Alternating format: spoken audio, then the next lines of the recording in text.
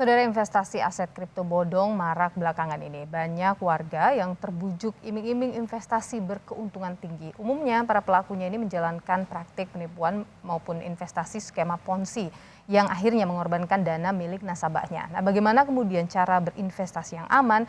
Kita pagi hari ini akan bahas. Sudah bergabung secara daring ada Ketua Satgas Waspada Investasi OJK, ada Tongam L. Tobing, dan juga ada pengamat media sosial Enda Nasution. Selamat pagi Bapak-Bapak. Selamat pagi, Bu. Sehat selalu ya Pak Tongam, Mas Enda. Sehat. Alhamdulillah sehat. Syukurlah. Bicara soal investasi bodong yang marak terjadi belakangan ini. Kalau dari OJK, dari Satgas Waspada OJK ini, waspada investasi OJK, apa yang diamati dari yang marak terjadi belakangan ini, Pak Tongam? Iya, memang penawaran investasi ilegal ini yang kami katakan merupakan kejahatan ya, tetap ada di masyarakat kita. Terjadi karena dua sisi tentunya. Yang pertama dari sisi pelaku dengan kemudahan membuat aplikasi, situs web atau menawarkan melalui media sosial dengan kemajuan teknologi informasi saat ini, masyarakat kita sangat mudah mendapatkan informasi-informasi itu melalui smartphone yang ada di mereka, sehingga penawaran-penawaran itu tetap ada di masyarakat kita. Yang kedua juga banyak juga penawaran-penawaran berasal dari luar negeri tentunya, yang dikendalikan dari luar negeri yang bisa diakses di Indonesia oleh para masyarakat kita. Kemudian dari sisi masyarakat kita juga, masyarakat kita lihat dari dua sisi tentunya. Yang pertama adalah memang perlu peningkatan literasi keuangan bagi masyarakat kita. Banyak sekali masyarakat kita yang terjebak investasi ilegal karena tidak memahami produk-produk keuangan investasi yang diikuti oleh masyarakat kita.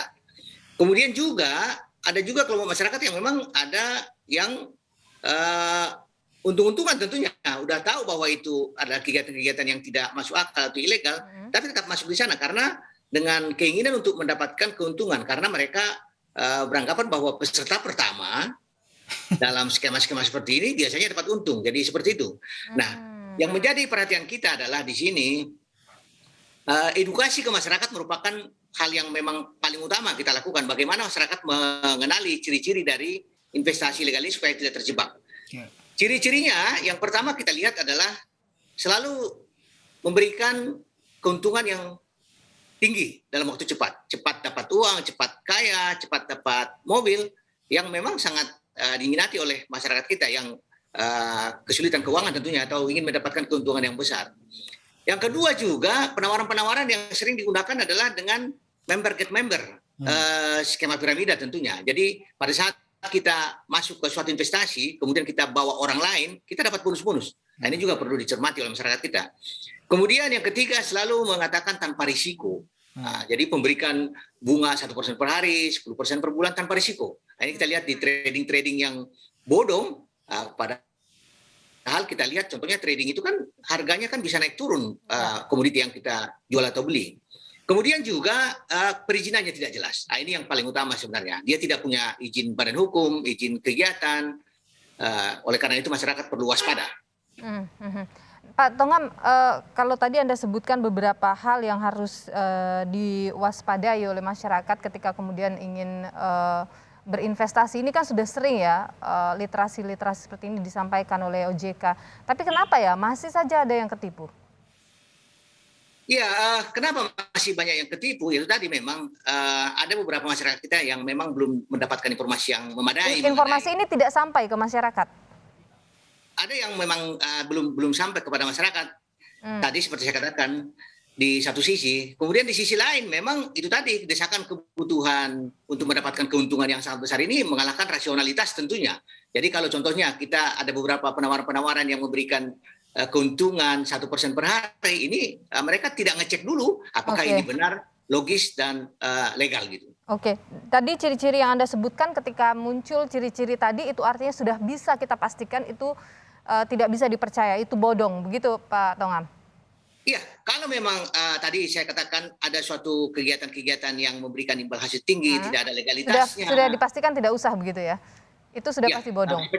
Masyarakat tidak ikut. Oke, nah Pak Tongam, yang juga belakangan ini investasi bodong mata uang kripto, ini marak terjadi. Kenapa Pak Tongam, apa yang Anda cermati dari sini? Iya, kripto di negara kita bukan mata uang tapi aset kripto Oke. namanya. Jadi bukan Aset mata kripto, uang, iya kripto. betul. Mm. Ya, aset kripto. Nah, aset kripto ini merupakan komoditi yang diperdagangkan sebenarnya. Saat ini ada 11 crypto exchanger atau pedagang aset kripto yang ada di Indonesia. Oke. Kalau kita beli kripto ya kita tinggal beli pada saat, contohnya kita beli pada saat harga rendah, kemudian kita jual pada saat harga tinggi untuk mendapatkan keuntungan tentunya. Tetapi yang menjadi masalah adalah saat ini banyak penawaran-penawaran penjualan kripto melalui berbagai cara. Contohnya mereka itu menjual kripto dengan memberikan imbal hasil yang tetap. Kita diiming-imingi kripto dengan imbal hasil yang memang tetap untuk mengelabui masyarakat kita. Kita lihat contohnya, beberapa kasus edisi cash contohnya. Mereka itu melakukan penambangan atau mining dengan memberikan keuntungan 0,5% per hari kripto. Nah, kripto itu memang ada di tambang, tetapi tidak laku dijual, tidak ada pasarnya. Jadi komunitas sendiri yang membeli, sehingga pada saat kita punya jutaan koin, ya tidak ada gunanya. Kemudian juga kita lihat contohnya ada di Nusa Tenggara Barat ya, ada LBC Coin di sana memberikan keuntungan 300% per tahun, ini juga tidak masuk akal. Jadi secara rasionalitas kripto yang diperdagangkan tidak mungkin ada harga yang fix atau keuntungan. Nah, ini pertanyaannya, kenapa kemudian penipuan aset kripto ini begitu marak terjadi? Apakah memang edukasi dari pemerintah, dari OJK belum sampai ke masyarakat, belum begitu gencar dilakukan? Nanti kita akan bahas ya, Pak Tongam ya. Saya ingin ke Mas Enda dulu ini. Bicara soal penipuan melalui media sosial, bukan barang baru, Mas Enda ya.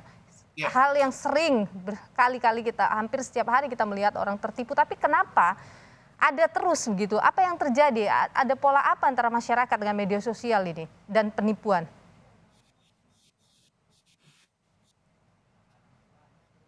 Mas Enda, sepertinya audionya belum masuk. Masih termute sepertinya. Oke. Ya, Mas Enda, sudah bisa? Iya, silakan. Ya, yang pertama tentunya media sosial ini kan sebuah media yang salah satu fungsi dan kebutuhan masyarakatnya adalah bertukar informasi ya, mendapatkan informasi dan juga mengirimkan informasi. Yang terjadi sekarang adalah tentu penggunanya makin banyak. Satu itu. Yang kedua adalah sebenarnya ada semacam rasa keamanan ya dari para penipu karena mereka nggak bertemu secara langsung dengan audiensnya gitu. Jadi artinya informasi ataupun resiko yang diterima oleh semua pelaku ini sedikit terlindungi karena kita tidak pernah berinteraksi secara fisik langsung ya umumnya ya. Jadi kita nggak bisa datang ke kantornya, kita nggak bisa lihat prosesnya seperti apa, kita hanya melihatnya semua dalam bentuk digital. Yang ketiga sebenarnya karena media sosial sebagai pertukaran informasi juga masyarakat teriming-imingi oleh mereka yang seolah-olah sudah mendapatkan keuntungan sehingga terpancing untuk merasa oh kok bisa ya dapat penghasilan sebegitu besarnya itu dari mana. Di satu sisi mereka yang memang ikut dalam skema investasi bodongnya ini, di sisi lain juga kita sama-sama tahu lewat media sosial banyak juga orang yang pamer kekayaan sambil kita nggak tahu ini kekayaannya dapat dari mana gitu. Ini juga secara psikologis membuat orang jangan-jangan ada sesuatu yang saya nggak tahu, yang orang lain sudah melakukan dan mendapatkan banyak hasilnya, tapi saya belum tahu, sehingga apa nih saya harus mencari-cari gitu. Yang terakhir sebenarnya bukan hanya media sosial, tapi juga teknologi digital secara keseluruhan.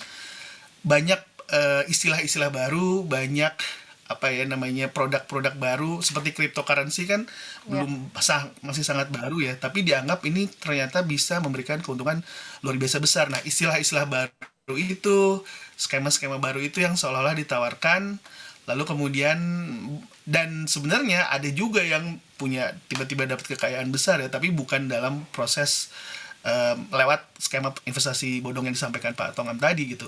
Jadi memang ada orang-orang tertentu yang karena keberuntungannya misalnya tiba-tiba memiliki aset kripto dan harganya tiba-tiba melonjak luar biasa besar. Nah, kesempatan ini yang sebenarnya kayaknya sangat lapar gitu ya masyarakat Indonesia untuk tiba-tiba bisa dapat, dan mereka melihat dan juga mendapatkan informasinya lewat media sosial, lalu mereka melakukan investasi juga secara digital sekarang, sehingga satu lagi tadi teriming-imingi oleh orang-orang yang mau melakukan pamer kekayaan, juga dibantu oleh, kadang-kadang dibahas juga ya oleh teman-teman media bagaimana, dan ini secara umum ya, digital, ada yang startup, ada yang NFT, ada yang macam-macam, sehingga ada keinginan di satu sisi ada orang yang dalam kondisi pandemi banyak yang merasa harus melakukan sesuatu juga, ujung-ujungnya ya itu tadi terjebak dalam mimpi-mimpi, tiba-tiba dapat kekayaan luar biasa besar dalam posisi dalam waktu yang tidak lama, tapi malah uangnya hilang jadinya sekarang. Jualan mimpi orang-orang ya. Iya betul. Menjual mimpi. Tapi gini, kalau kita bicara soal penipuan-penipuan yang masih saja banyak orang tertipu, itu artinya masyarakat kita memang literasi media sosialnya masih sangat rendah ya Mas Enda ya? Kalau kita bilang literasi media sosial atau literasi Digital, iya. Memang masih rendah ya. Saya dan teman-teman juga ada gerakan sejak 2017 namanya Gerakan Bijak Bersosial Media. Salah satunya memang membahas bukan hanya dari sisi investasi, tapi kemarin waktu saat pandemi banyak juga informasi tentang dan hoax tentang kesehatan gitu ya misalnya. Lalu tentunya yang secara umum tentang sosial politik. Jadi memang ini ya never ending story nih Mbak sebenarnya, karena di satu sisi informasi juga berubah terus, sehingga kita harus makin kritis dan harus terus menerus bijak. Kadang-kadang sesuatu yang informasinya kita dapat dari sumber yang sangat terpercaya pun ternyata bisa berubah gitu. Jadi memang tidak ada lagi kepastian Hmm. informasi yang kita bisa terus percaya gitu ya. Kita harus terus menerus mengupdate informasi terbaru, dan jangan lelah ya, jangan lelah dan juga jangan malas untuk terus menerus mencari informasi dari sumber-sumber yang resmi seperti dari OJK sih menurut Oke. saya gitu. Tapi sekarang kemudian pertanyaannya adalah bagaimana menghindari itu? Bagaimana menghindari kita tertipu? Bagaimana juga pemerintah harus mengambil peran di sini untuk membantu masyarakat supaya tidak mudah tertipu, utamanya ketika penipuan itu dilakukan di media sosial. Nanti kita akan bahas lebih lanjut usai jeda berikut ini, tetap di Sapa Indonesia akhir pekan.